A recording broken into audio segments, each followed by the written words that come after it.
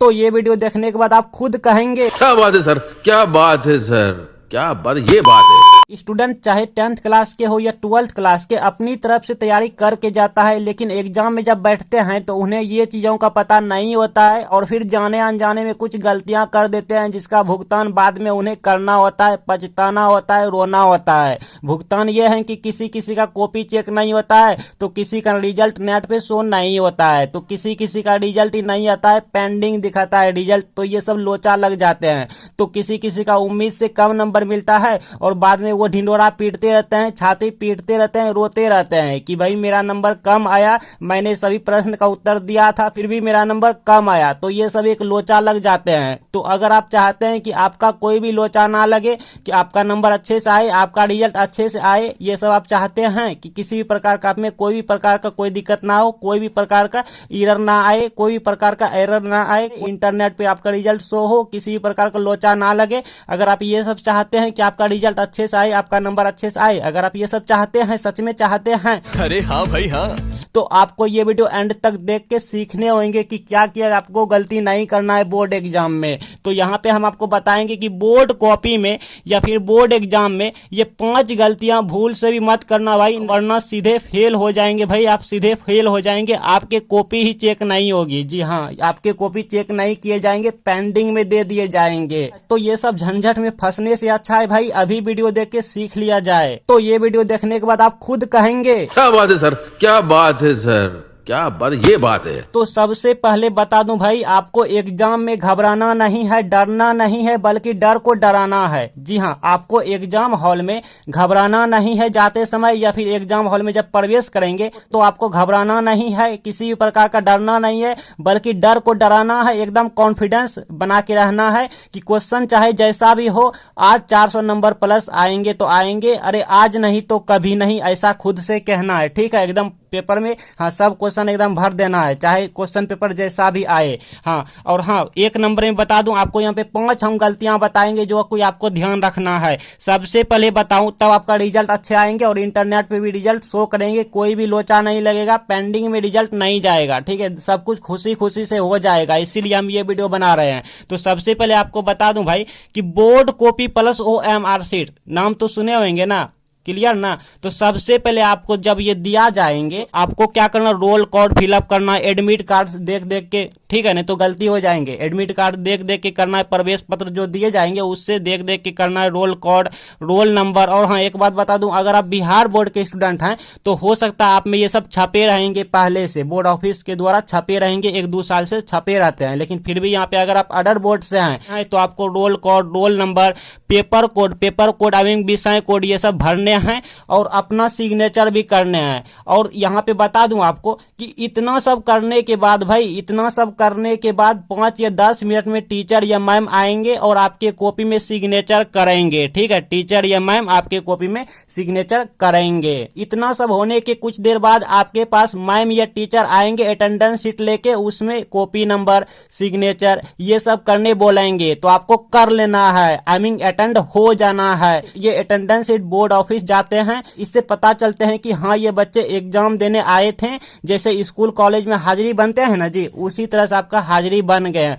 और हाँ एक बात पहले बता दूं, बाय चांस टीचर या मैम अटेंडेंस शीट लेके ना आए तो आपको कहना है टीचर मैम से जाके, ठीक है, टीचर या मैम से जाके आपको कहना है, या फिर जो भी रहेंगे टीचर या मैम, कि हमें अटेंडेंस शीट दीजिए, हमें वहां पे अटेंड होना है, क्योंकि कभी कभी भूल जाते हैं टीचर या मैम अटेंडेंस शीट आपके सामने लेके आने में। ठीक है, तो आपको ही जाके तब कहना होगा इस परिस्थिति में, इस सिचुएशन में, कि मुझे अटेंडेंस शीट दीजिए, मैं अपना वहां पे सिग्नेचर, जो जो वहां पे प्रक्रिया होते हैं वो टीचर सर बता देंगे, वहां पे अटेंड आपको होना है तो होना है। तो फर्स्ट गलती हमारा कंप्लीट हो गया। चलिए हम दूसरी गलती पे ध्यान देते हैं। गलती नंबर 2 में है पेन। पेन कौन सा ले जाएं भाई, कलम कैसा ले जाएं? तो इसके लिए आपको ब्लू और ब्लैक दोनों पेन लेके जाना है। जी हाँ, बच्चे गलती करते हैं, बच्चे सिर्फ ब्लू पेन लेके जाते हैं, ब्लैक पेन यूज नहीं करते हैं बोर्ड एग्जाम में, और कहते हैं सर ब्लैक पेन अलाउ नहीं है, उपयोग करने का अलाउ नहीं है। देखिए अलाउ है, अगर आप सही तरीके से उपयोग में लाएंगे, इस्तेमाल करेंगे सही तरीके से तो अलाउ है, नहीं तो नहीं है। तो यहाँ पे आपको हम इसी वीडियो में बता देंगे कि ब्लू पेन और ब्लैक पेन का का यूज कैसे करेंगे। लेकिन सबसे पहले बात कर लेते हैं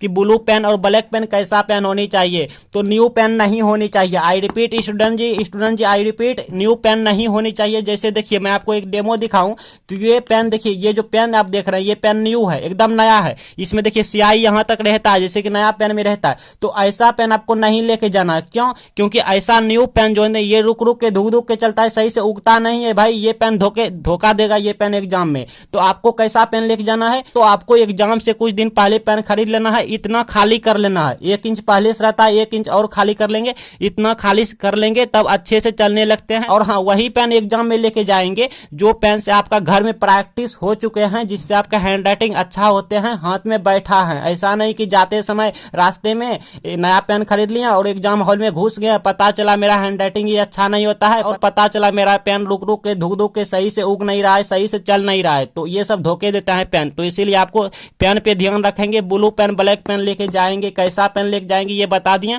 अब बता देते हैं कि ब्लू पेन और ब्लैक पेन का उपयोग कैसे करना है। थोड़ा सा बता देते हैं। बोर्ड एग्जाम की कॉपी लिख के आपको हम दिखाते हैं। देखिए ब्लैक पेन का यूज कम करना है, ब्लू पेन का यूज ज्यादा करना है। ब्लैक पेन का यूज हम इसलिए करते हैं, एग्जामिनर को यहाँ पे कोई मेन टॉपिक लिखते हैं, कोई मेन पॉइंट लिखते हैं तो एग्जामिनर को वहाँ पे केंद्रित करवाते हैं, फोकस करवाते हैं, ध्यान दिलवाते हैं कि देखिए सर मैंने यहाँ पे लिखा है, ठीक है। हाँ, कोई मेन पॉइंट पे ब्लैक पेन को लिखेंगे तो सबसे पहले लिखेंगे खंड ब। आपको हम यहाँ पे क्वेश्चन पेपर दिखाते हैं तब आपको अच्छे से समझ आएंगे, नहीं तो नहीं आएंगे। तो यहाँ पे लिखेंगे खंड ब, यहाँ पे खंड ब है तो खंड ब ये ब्लैक पेन से लिखेंगे बच्चे, ये ब्लैक पेन से लिखेंगे। अंडरलाइन करेंगे स्केल से, अगर हाथ से करेंगे तो टेढ़ा मेढ़ा हो जाएगा, कभी कभी इसी पे चढ़ जाएगा तो ये गलती हो जाएगा, ठीक है। स्केल से करेंगे। और लघु उत्तरीय प्रश्न, अगर आप इंग्लिश मीडियम के स्टूडेंट हैं इंग्लिश वाला देखेंगे, इसको देखेंगे शॉर्ट आंसर टाइप क्वेश्चन, और नहीं तो लघु उत्तरीय प्रश्न देखेंगे, ब्लैक पेन से लिखेंगे, अंडरलाइन करना स्केल रख के। और यहाँ पे लिखेंगे प्रश्न संख्या 1 है तो प्रश्न संख्या 1 डॉट डॉट डॉट करके वाट लगाएंगे। 2 नंबरिया क्वेश्चन है तो 2 नंबरिया यहाँ पे लिखेंगे, 2 अंक स्तरीय प्रश्न ब्लैक पेन से लिखेंगे। और यहाँ पे उत्तर लिख के हमारा क्वेश्चन है आवेश संरक्षण का सिद्धांत क्या है, तो यहाँ पे हम लिखेंगे ब्लैक पेन से लिखेंगे टॉपिक आवेश संरक्षण का सिद्धांत। इस तरह देके 2 बिंदी लगा के ऐसे दे देंगे, यहाँ पे स्केल से अंडरलाइन करेंगे। इतना हम सिलसिला ब्लैक पेन से करेंगे। और यहाँ पे ब्लू पेन से लिखेंगे, कुछ इस तरह से लिखेंगे। आपके सामने बोर्ड कॉपी में ये थोड़ा चौड़ा कॉपी रहेगा, लेकिन दोनों साइड इस तरह से ग्रीन पेन या ब्लू पेन या फिर रेड पेन से घेरा रहेगा। तो इस घेरे के आर पार नहीं होना, इस घेरे के अंदर ही लिखना है यहाँ पे। और जो मेन पॉइंट है उसको ब्लैक पेन से लिखना है। जैसे आपको हम एक डेमो दिखाऊं तो यहाँ पे हमने लिखे हैं आवेश संरक्षण का सिद्धांत बेंजामिन फ्रैंकलिन ने दिया था, ठीक है। तो बेंजामिन फ्रैंकलिन ये किसी का नाम हो गया, लाइक ये मेन पॉइंट हो गया। मेन पॉइंट को हम ब्लैक पेन से लिखेंगे। तो ये होता है बोर्ड एग्जाम की कॉपी लिखने का सही तरीका। लास्ट में अंडरलाइन करेंगे, एग्जामिनर को बता जाएंगे कि सर मेरा जो उत्तर देने का प्रोसेस है वो यहाँ तक में एंड हो जाता है, समाप्त हो जाता है, इससे आगे नहीं है। जो भी मैंने उत्तर दिया है इसके अंदर ही दिया है। सर ये 2 नंबरिया क्वेश्चन है, इसके लिए आपको प्रश्न पेपर देखने की जरूरत नहीं है, क्वेश्चन में जाने की जरूरत नहीं है। मैंने यहीं पे लिख दिया कि सर ये 2 नंबरिया क्वेश्चन है, आवेश संरक्षण का सिद्धांत, ये प्रश्न लिख दिया, उत्तर लिख दिया। सर मुझे 2 नंबर चाहिए, इसके लिए मैंने यहाँ पे साफ साफ अच्छे से लिखे हैं। तो ये सब एग्जामिनर को सुविधा देना होता है। तो ये होता है बोर्ड एग्जाम की कॉपी लिखने का सही तरीका, जो कि मैं ऑलरेडी वीडियो अच्छे से बना दिया हूं। अगर आप चाहते हैं देखने सीखने चाहते हैं तो इसी वीडियो के एंड स्क्रीन पे प्लेलिस्ट पे आएंगे, आप जाके देख लीजिएगा। चलिए आगे बढ़ते हैं। आगे है बोर्ड कॉपी में शुरुआती 1 से 3 पेज में आपको काट पीट नहीं करना है, कट क्रॉस नहीं करना है। तो आप कहेंगे तो सर इसके लिए हम क्या करें? तो देखिए इसके लिए हम सीरियल वाइज सीरियल हम क्वेश्चन का उत्तर देते जाएं, जैसे 1 का दें, 2 का दें, 3 का दें, 4 का दें। ऐसा कहीं पे नियम नहीं है, ये रूल कहीं पे नहीं है। आप मन चॉइस अपना प्रश्न का उत्तर दे सकते हैं सबसे पहले। जैसे मान लीजिए आपने 1 नंबर का आंसर नहीं जानते हैं, आपने 1 का नहीं जानते हैं, 2 का जानते हैं, तो जो जानते हैं वही बोर्ड कॉपी में लिखेंगे। शुरुआती 1 से 3 पेज तक में उसी को लिखेंगे सेलेक्ट कर करके, जो कि आप जिसका की आंसर आप अच्छे तरीके से जानते हैं। तो ऐसे में फायदे ये होंगे कि ऐसे में कट क्रॉस नहीं होंगे, और जो भी हम जानते हैं उसे सही सही से लिखेंगे। और हमारा जो गलत शब्द होगा, मतलब जो गलत होगा कट क्रॉस, वो सब नहीं होंगे, हमारा सटीक सटीक आंसर होंगे। बिकॉज वो कहते हैं ना कि first impression is last impression, तो वो हो जाएंगे। यहाँ पे बहुत मायना रखते हैं, first impression is last impression बहुत मायना रखते हैं बोर्ड एग्जाम के। शुरुआती 1 से 3 पेज तक में आपको उसी का उत्तर देना है जो प्रश्न का आप आंसर अच्छे से जानते हैं, जो प्रश्न का आप उत्तर अच्छे से जानते हैं, तो सबसे पहले आप उसी का उत्तर देंगे। क्लियर? आगे है प्रश्न में जो पूछा गया है सिर्फ उसी का उत्तर दें, क्योंकि बहुत से बच्चे क्या करते हैं, गाना, शायरी, लव स्टोरी, दुख भरी कहानी सुनाने लगते हैं कि सर मेरे पापा नहीं है, पैसे की वजह से पढ़ाई नहीं हो पाए, मैं बीमार पड़ गया था, मेरा दादा खत्म हो गया, लाइक ये सब वगैरह वगैरह ना जाने दुख भरी कहानी एग्जामिनर को सुना देते हैं कॉपी में लिख के कि मैं सुसाइड कर लूंगा अगर मैं फेल किया तो, मैं 3 बार फेल हो चुका हूँ, इस बार फाइल नहीं कीजिएगा एग्जामिनर जी, इस तरह से रिक्वेस्ट करने लगते हैं। तो ये सब करेंगे तो इससे नंबर नहीं मिलते हैं। तो अब आप यहाँ पे प्रश्न उठाएंगे कि सर जो क्वेश्चन का आंसर हमें ना आए तो हम क्या करें, एग्जाम में बैठे रहें, इसलिए हम ये सब लिख देते हैं ताकि कुछ नंबर मिल जाए। तो देखिए इसका हम उपाय बताते हैं, इसका ट्रिक बताते हैं, वैसे हम बता दिए हैं लेकिन आप वीडियो प्ले लिस्ट पे जाके नहीं देखते हैं। मान लीजिए यहाँ पे बहुत से क्वेश्चन है, हाँ, तो कुछ क्वेश्चन का हमने जवाब दे दिया जितना जानते थे, लेकिन अब बहुत से क्वेश्चन यहाँ पे छूट रहे हैं या फिर कोई प्रश्न यहाँ पे छूट रहे हैं, सॉल्व नहीं हो रहे हैं। तो इस सिचुएशन में क्या करें, 2 नंबर चला जाएगा ना। जैसे मान लीजिए हमको 12 नंबर प्रश्न नहीं आता कि डीएनए बहुरूपता क्या है, तो ये 2 नंबर हाथ से निकल जाएगा। तो नहीं भाई, हम नहीं निकलने देंगे, हम यहाँ पे आपको ट्रिक बता देते हैं ताकि आप लव स्टोरी, शायरी, दुख भरी कहानी ना लिख के मेरा ट्रिक यूज करें, आप पास हो जाएंगे। ठीक, आपको कोई भी दिक्कत नहीं होने देंगे हम। देखिए आपको इस तरह से लिखना है, प्रश्न 12 डॉट डॉट करके ब्लैक पेन से यूज करना है, डीएनए बहुरूपता, और यहाँ पे आंसर में लिखना है, चालाकी करना है, आपको दिमाग लगाना है। यहीं पे जो है ना तरीके होते हैं, लिखने का तरीके होते हैं जो कि आप नहीं जानते हैं, सीखिए। डीएनए बहुरूपता से हम यह समझते हैं कि कुछ इस तरह से लिखना है, जैसे प्रश्न देखिए कह रहा है डीएनए बहुरूपता से आप क्या समझते हैं, या फिर डीएनए बहुरूपता किसे कहते हैं। तो यहाँ पे लिखेंगे डीएनए बहुरूपता उसे कहते हैं, कि मतलब क्वेश्चन बना के, हाँ, क्योंकि एग्जामिनर शुरुआत और लास्ट में ज्यादा ध्यान देते हैं, तो इस तरह से बना के लिखेंगे और लास्ट में लिख देंगे तो इसे ही डीएनए बहुरूपता कहते हैं। कहेंगे सर बीच में क्या लिखें, ये डॉट डॉट डॉट डॉट आपको नहीं करना, हम यहाँ पे समझाने के लिए किया है। तो बीच में क्या करना, डीएनए बहुरूपता का है, टॉपिक डीएनए से मिलता जुलता अगर आपको कुछ भी याद है, जैसे डीएनए क्या है, डीएनए फिंगरप्रिंट क्या है, डीएनए संरचना क्या है, डीएनए का महत्वपूर्ण, लाइक कुछ भी याद है इसी से संबंधित, इसी से रिलेटेड, वो यहाँ पे लिख सकते हैं। अगर कुछ भी याद नहीं है भाई, कुछ भी याद नहीं है तो ऑब्जेक्टिव में आ जाना है, ऑब्जेक्टिव में आ जाना है। हम बार बार बताते जाते हैं, थोड़ा सीख लीजिए। अगर आप न्यू स्टूडेंट हैं, वायरल क्वेश्चन के लिए सब्सक्राइब नहीं किए तो बहुत बड़ी गलती करेंगे, सब्सक्राइब कर लीजिएगा। वायरल प्रश्न आपके सामने मिल जाएंगे एग्जाम के टाइम।